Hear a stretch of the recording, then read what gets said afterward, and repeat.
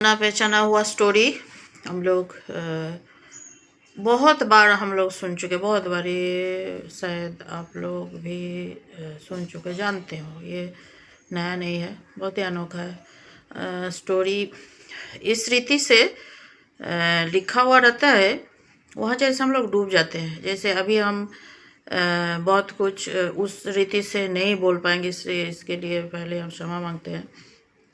कहानी स्टोरी पहले देखिएगा, दादी लोग जिस रीति से बोलती थी का कहना, उसके लिए कोटि कोटि नमन प्रणाम धन्यवाद शुक्रिया ईश्वर को कि सबका दादा दादी माँ पापा और बहुत कोई है कि श्रुति लेखा उस टाइम था, सुन सुन के बोलना और हृदय से क्या बताया, इतना स्किलफुली, इतना इंटेलिजेंसी के साथ, इतना मन बुद्धि हृदय में क्या बताया, उस रीति से सब बताते थे। तो अभी मैं एक जगह शुरू करके दूर में कहाँ दूसरा चीज़ में जैसे कि डूब जाती हूँ, तो फिर अपने आप को मैं हटा लेती हूँ कि एक आमिर व्यक्ति फिर से पूछे ईश्वर से, प्रभु से, मसीह से कि प्रभु बताइए हम लोग को किस रीति से रहना है, क्या करना है, प्लीज़ बताइए दया करके प्रभु, फिर से बताइए। तो प्रभु बोले कि समस्त कुछ लिखित है, आपको पता है, समस्त कुछ सबके सम्मुख में हम बता चुके, आपको पता है। आप जो पहले भी मानते थे, जिस रीति से पुराना जो था, आप जो नियम था वो सब सही था, वो उसको मैं हटाने नहीं, उसको और ऊंचा करने के लिए आया हूँ। तो बोले मैं तो समस्त कुछ करता हूँ। तो बोले कि तब और एक वो बहुत ही धनी व्यक्ति था, बहुत ही धनी व्यक्ति था। तो बोले एक काम आपको करना है। बोले कि क्या? कि समस्त बेच के कंगाल को दे दो और मेरे पीछे आ जाओ। तो सोच में पड़ गया, तो नहीं कर पाया।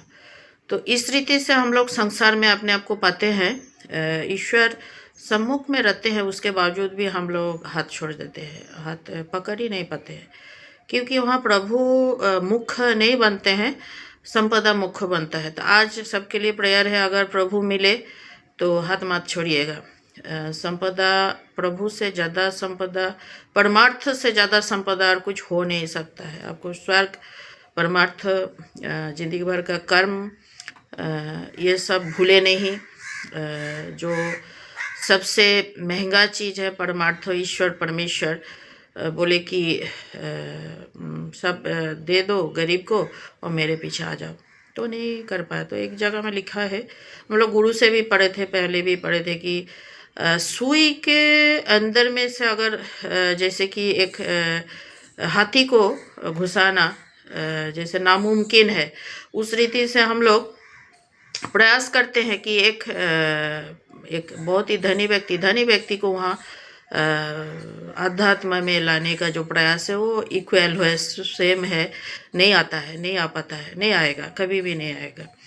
तो इस रीति से बताया गया। ये हताशा था, ये थोड़ा सा निराशा था, और फिर जैसे कि ये सच भी है कि एक अमीर व्यक्ति कतई सरेंडर नहीं करेगा, वो ईश्वर के सम्मुख से भाग जाएगा, नहीं आएगा।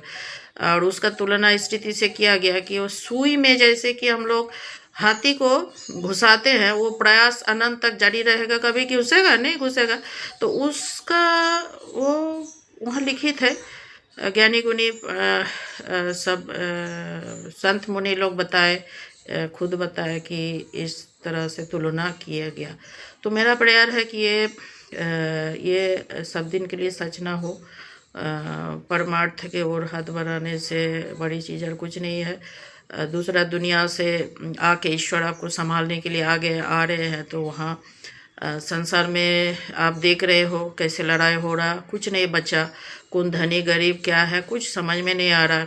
हम तो और प्राकृतिक विपदा आपदा भी रहता है, बहुत कुछ रहता है, कुछ रहता अपना पराई, धन संपदा ऐसे वैसे कुछ बिखर जाता है, कुछ रहता नहीं है।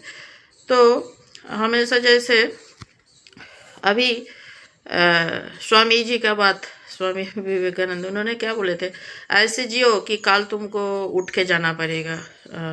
जैसे अभी तुमको बुलाने से जैसे तुम तैयार हो, तुमको जाना पड़ेगा, इस रीति से जियो।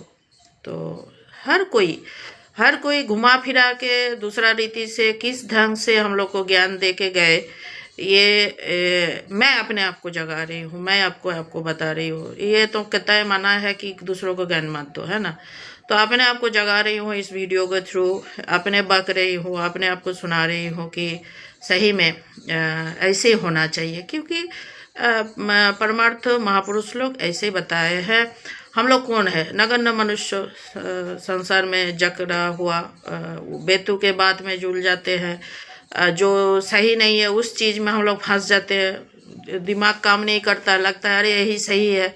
तो बचाने वाला हमेशा ईश्वर ही रहते हैं, परमेश्वर रहते हैं। और हम लोग हमेशा गलती का चांसेस रहता है, हमेशा हम लोग गलत करेंगे, दूसरा चीज़ में चलेंगे। तो मेरा प्रेयर है वैसे कोई ना जाए, ना मैं, ना आप, ना कोई ना जाए। परमार्थ आपके हाथ में थमा दिया जाए और ईश्वर भजना में रहे। और क्या बताए, उसमें हटे ना। संसार में समस्त कुछ पड़ा रहता है और आदमी नहीं रहता है, समस्त रहता है, लेकिन जो मालिक है वही नहीं रहता है। मेरा जीवन में बहुत ही बड़ा अनोखा हम देख रहे हैं, अभी भी देख रहे हैं कि जिनका था उन लोग, जो पेरेंट्स है, जो मालिक है, वो लोग है ही नहीं। सारा कुछ रखा हुआ है लेकिन वो कुछ लेके नहीं जा पाता है।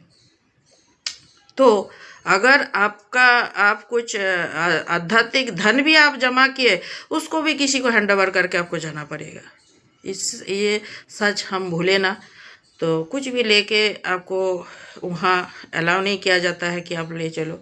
हमेशा तैयार रहो कि हाँ प्रभु, हाँ हम आ रहे हैं, हम रेडी है, तैयार है, हम जाएंगे। दिन आपका भला हो, मंगल हो, शुभ हो।